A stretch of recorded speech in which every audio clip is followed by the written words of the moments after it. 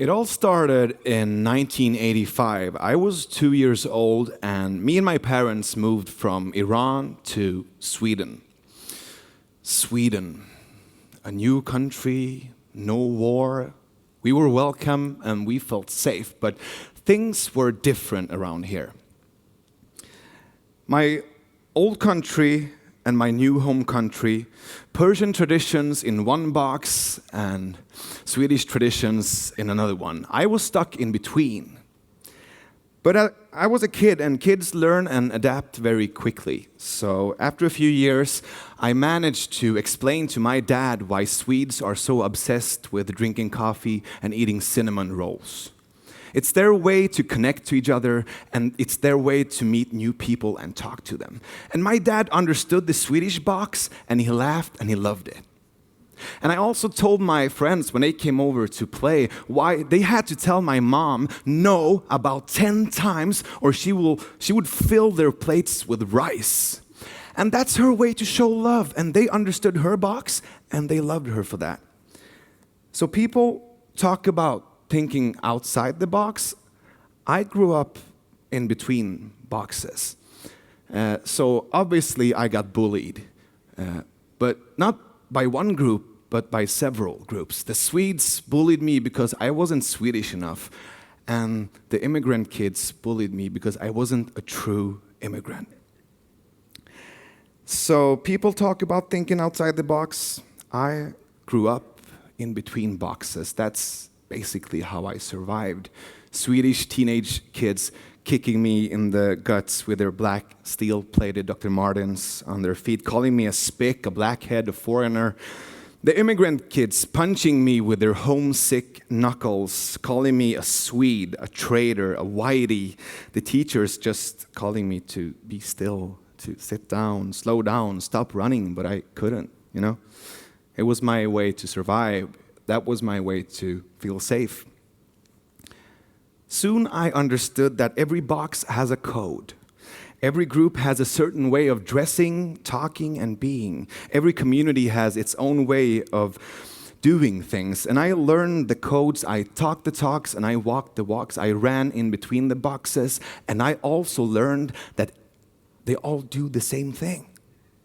They talk about the others. They talk about the others, but they don't talk with the others.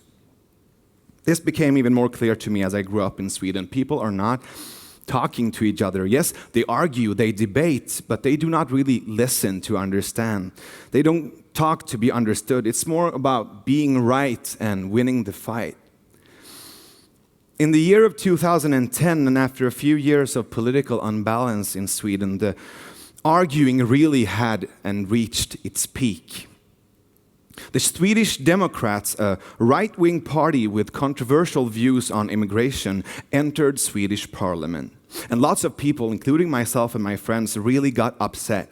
Some were even calling the party racist and xenophobic. In the summer of 2012, a Swedish newspaper published a video online. The video was filmed on the cell phone of one of the top names within the Swedish Democrat Party when he and two of his colleagues met a Swedish comedian with a Kurdish heritage outside of McDonald's a late summer night. They started to argue and debate loudly about immigration, and the Swedish Democrats called the comedian names like spick and foreigner. He kept repeating the fact that he was also to be considered a Swede. One of the Swedish Democrats then leaned forward and replied, "This is not your country." And I saw this clip, and 30 years of sadness and not belonging and running in between boxes just exploded in my chest. 30 years of working, paying my taxes, writing books, writing music, standing on stage, trying to start initiatives and projects to help this country, our country, to reach its potential. And then what? This is not your country. My first reaction was, fuck you. My second reaction was I cried for days. I thought about my parents and how they struggled out of their box to give me a safe childhood. I thought about my friends and my sister. I thought about my 5-year-old daughter and her beautiful brown eyes, and how I wanted my country to step up for her. So my third reaction was that this conversation needs to change. And I didn't have a plan. I never do. I didn't know what to do, so I just did something. I started to write. I wrote stuff online. It could be a blog post. It could be an article in a newspaper, a Facebook status. It didn't matter. I had to express what I felt. I started to talk to people who talked to even more people who talked to more people, and the conversation was everywhere. On December 29th, 2012, we decided to gather some of the people who wanted to talk. 70 people showed up and we talked for 12 hours. We called it Sweden 3.0, and yes, there was cinnamon rolls and coffee as well. So basically, Sweden 1.0 is a country where everyone tries to be the same. It's a country where we look, dress, and think the same as everyone else. Sweden 2.0 is actually the country we live in at the moment. People from all around the world living side by side with different opinions, political views, and feelings. But it's a war. It's about being right, winning the fight, and defeating your opponent. We wanted to talk about Sweden 3.0, a country where we still have our differences, we all feel welcome, and where we talk with one another. We need to stop talking about each other and start talking with each other. So, 70 people, 12 hours, and we had a lot to talk about. After 4 hours, we stopped being polite and started being honest. After 6 hours, we stopped exchanging arguments and started to communicate our feelings as well. After 8 hours, me and some other people started to cry. After 10 hours, I was so moved by what I saw. People were talking to each other, listening. They were slowly coming out of their boxes and meeting each other for real and trying to understand one another. After 12 hours of communication and conversation, we realized that we have to do this over and over and over again. We need to invite people for more conversations. So we did. The next time, 100 people showed up. 12 hours of conversation. Not debating, not arguing, basic human conversation. The third time, 200 people showed up here in Gothenburg. 12 hours of trying to understand each other. Starting conversations with the purpose of coming closer to other human beings, not being right, not winning the fight. It's the year of 2014, and I live in one of the finest democracies in the world. And here in Sweden, conversation is still considered as activism. You're a rebel if you talk to someone who doesn't agree with you. So let's be rebels. Let's talk. We need to stop talking about each other and start talking with each other. 1 year after our first 12-hour conversation, the leader of the Swedish Democrat Party auctioned a game of golf online to raise money for charity.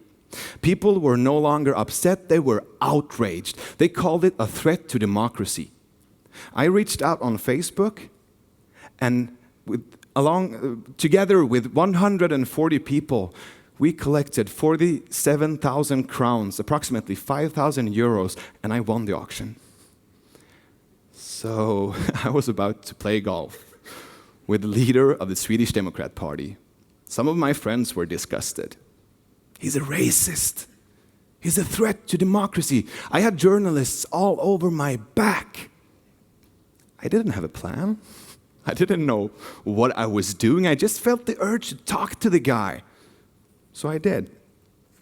So imagine it's a sunny day in June, and in front of me stands the man who questions my whole existence in this country, and is holding a golf club, telling me it's my turn to hit.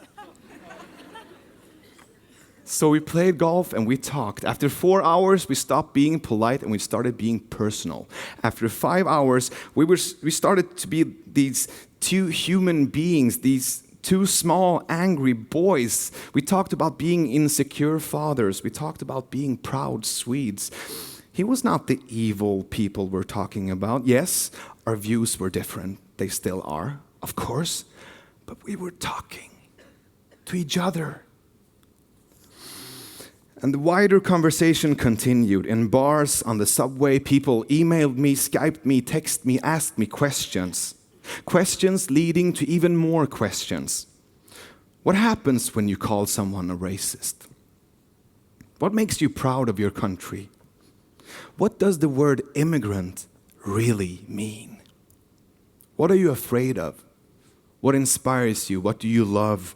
What do we want Sweden to be known for in 500 years? I love these questions because they lead to even more conversations. And conversation is one of the oldest traditions we have as human beings. It's how we learned how to talk. It's how we told stories. It's how we managed fear, grief, unknown threats and sadness. It's how we shared wisdom and bonded with our neighbors. It's how we've been resolving conflicts for thousands of years, changing our lives, changing society, changing the world, one conversation at a time. So it's pretty simple, really. Slowly open the door and step out of your box. Do it gently. You're allowed to bring some cinnamon rolls and coffee. Take a friend with you. Meet a stranger. Talk to someone new. Invite a neighbor for a cup of coffee. Play golf with a political opponent, even if you have never played golf ever. As long as we keep on talking.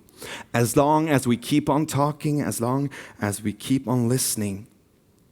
So, I invite us all to be rebels. To stop talking about each other and start talking with each other. I would love to hear from you guys. Skype me, text me, email me. I would love to talk to you. And so the conversation continues.